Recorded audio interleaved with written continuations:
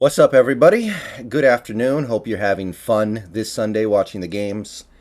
We're about, 28 hours away from the season opener for the Seahawks, about 28 hours away from kickoff of the 2022 season, and I've been trying to think of what I can say about this season before it gets started because I like to have one video where I really just talk about what we're walking into, what we're getting into as fans, what the expectation should be, what we should be looking for, talking about things from a very macro perspective.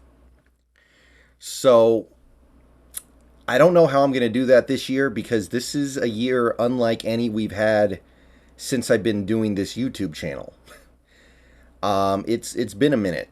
I actually did have a YouTube channel and made videos every week back in the Matt Hasselbeck, Mike Holmgren days, which turned into the Jim Mora days, which turned into the very early Pete Carroll days, but that was an eternity ago. I don't even know if you can find those videos now. So I can't offer you any assurances that this team is going to have a winning record, that they're going to make the playoffs, that they're going to win the division, that they're going to make some deep playoff run, that we're going to have the best this, we're going to have the best that, or the best anything really. But as I think about this season, what I can say is, and this may sound like a backhanded compliment, but it's really not.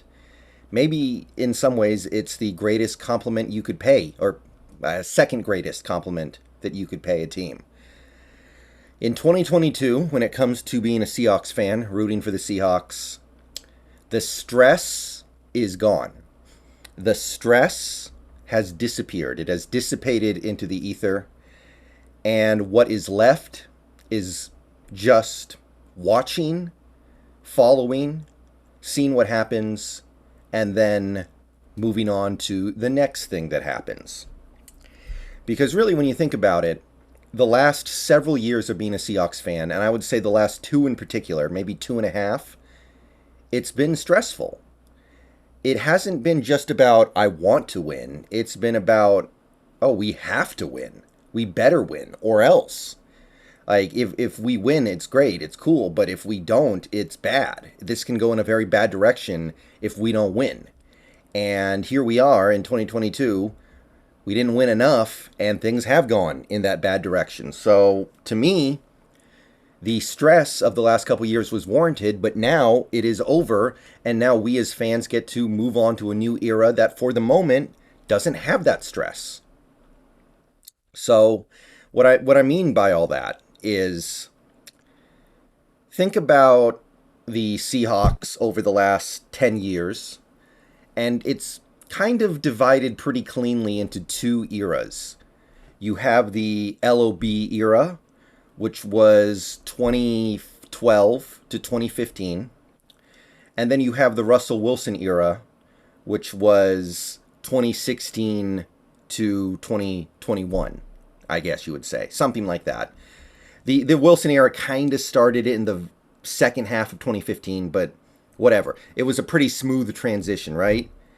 And that Wilson era, which, like I said, kind of got kickstarted in the second half of 2015, and then got kicked into overdrive over the next several years, where Wilson had a year where he led the league in touchdowns. He had a year where he led the league in touchdown to interception ratio. He had a year where statistically he had one of the greatest years of all time by QB rating, all these different things. And as we moved through those years, going into, I'd say, 2019, when that team, which was not a great team, but had at one point amassed a, I believe, 10-2 record, when that team was getting to the end of the season, it stopped kind of becoming about, oh, I hope this team wins. Because that was a team that was winning a lot of one-score games. It was winning a lot of games in the final minutes. It was winning a lot of games on dramatic last-second plays, winning games in overtime, finding very, very dramatic and narrow ways to win games.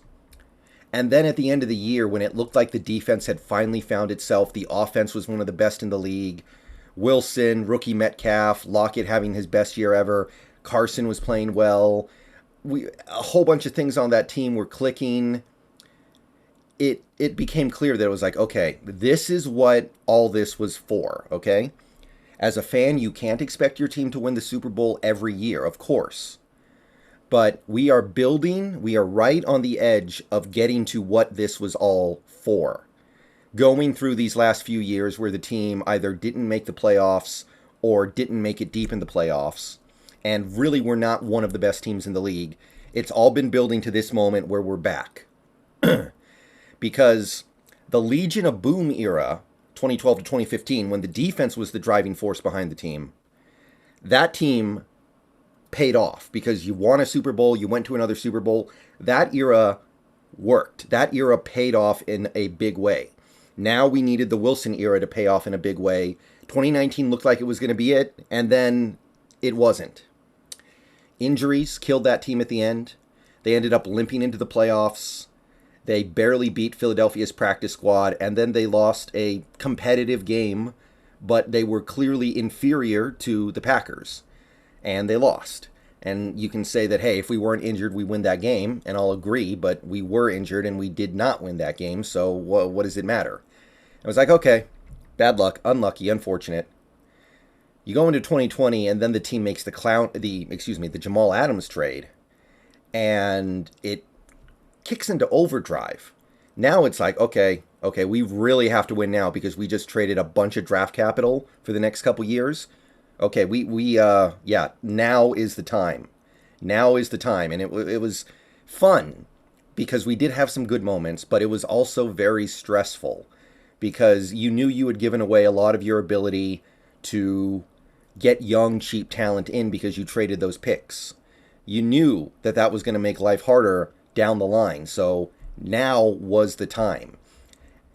And then you get to the season, and it looks like it might actually work out. The offense is mowing fools down. It's one of the best offenses in NFL history. The defense is terrible, but you know that they're going to have the whole season to fix this. They're going to have the whole season to integrate new players, like we traded for Dunlap late in the season, or right up against the trade deadline, I should say. And you knew that they had a chance to get better, and it wasn't going to have to be amazing to make a deep playoff run. It just had to be decent with this offense. And then we know how that story ended. The offense dried up. The offense completely fell off. And the team was able to ride, of all things, their suddenly really good defense. Now it was the defense dragging the offense to a division title, but you get bounced in the playoffs very quickly. You get, I don't want to say demolished, but you get badly outplayed in the postseason. And it's another year where you have nothing to show for it. And now things are really stressful going into 2021. 2021, you're starting to hear the possibilities of, oh, Wilson's not happy. He wants out. Wilson is open to a trade. The team is open to a trade.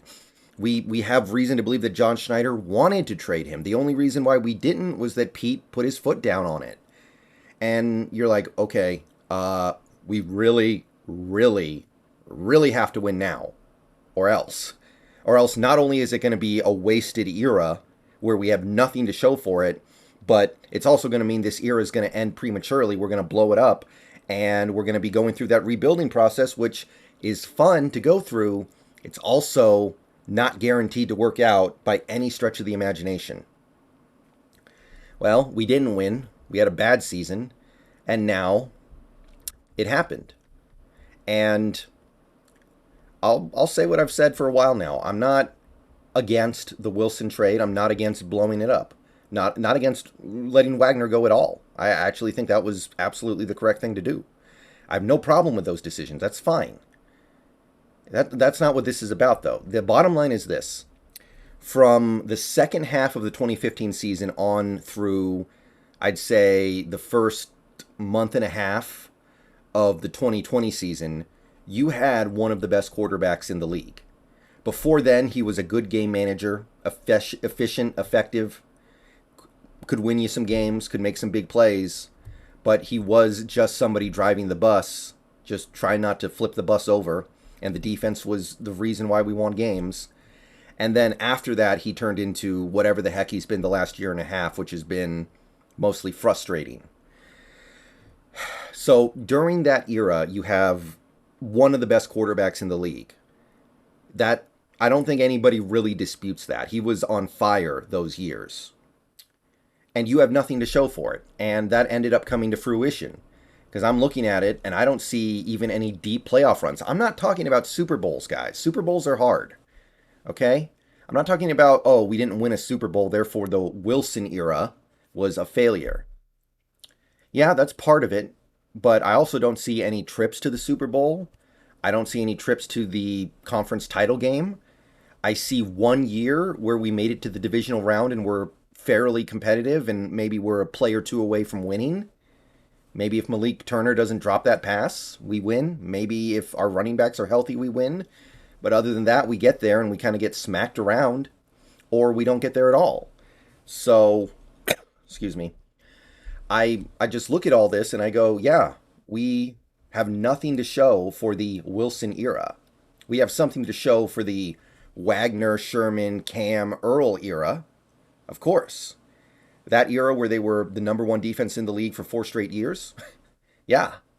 We have a Super Bowl. We have 2 Super Bowl trips. Absolutely. We have stuff to show for it. We didn't waste those guys. But in many definitions, you can really say we wasted Russell Wilson. And now here we are. He's not here anymore. He's never going to be here again unless he wants to sign a 1-day contract someday or something, which I kind of doubt. And that's unfortunate. But it's also now over. So now that we don't have to worry, have that mounting fear in the backs of our heads that this is about to be a big waste of a player, it's a little relieving. And that says nothing to whether or not Wilson is still capable of being a top-flight quarterback. We're going to fight about that until he proves it one way or the other. It has nothing to do with it. But regardless of if he has anything left, I also think there's a pretty good argument to be made that this team is not ready to support that level of quarterback anyway. So I think there's a great argument to be made that you need to move on from him anyway, because what good is it? What good have these last 7 years come to? I don't see any rings. I don't see any deep playoff runs. I don't see any of that. I just see a decent team that consistently runs into top teams and they get smacked around most of the time. So that's not even really what I'm talking about, though. What I'm talking about is this year you can just watch Seahawks games. You don't have to worry about, oh, we're wasting an all-time great quarterback like we kind of were with Wilson. You don't have to worry about, oh, we're wasting this all-time great defense like we would have in the 2012-2015 era if we hadn't found a way to win a Super Bowl. You don't have to worry about those things. Now we have a mostly young team, a team with potential, but a team that, as of right now, is mostly unknowns. Is Boye Mafe going to be good? We don't know. Is Charles Cross going to be good? We don't know. Is Abraham Lucas going to be good? We don't know. Honestly, we don't even really know how good Darrell Taylor's going to be. Is he just going to be another guy? Or is he going to be something special? We don't know yet. So this year, when you're watching Seahawks games, take heart in the fact that you don't have to have that feeling in the back of your head that I think a lot of you guys had that not only would it be fun to win, but we have to win, okay? Like if we don't win, this is going to turn into a disaster zone here, and we're going to look back on the Wilson era with a bad feeling in our stomach, like we left stuff on the table, and believe me, we did. We did. That's absolutely, I think, the end summation of the Wilson era for the Seahawks. We got plenty of miles out of the Legion of Boom, Bobby Wagner, KJ Wright, Michael Bennett, Cliff Averill, all that stuff. We got a ton of mileage out of that. Winning a Super Bowl, going to another, yeah. But I think we're forever going to be looking back on the Wilson era as a missed opportunity to really do damage. But it's over now.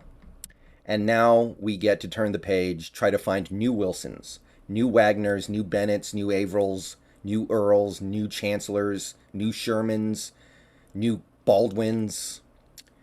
And no guarantee that we'll be able to do that, but I'm kind of happy that I'm going to at least be able to watch it from a more passive perspective. So that's what I can say about the Seahawks team. there's not going to be as much to get mad about. All right, I'll see you guys tomorrow for the preview game, a preview video, and then the game. Go Hawks, and let me know what you think.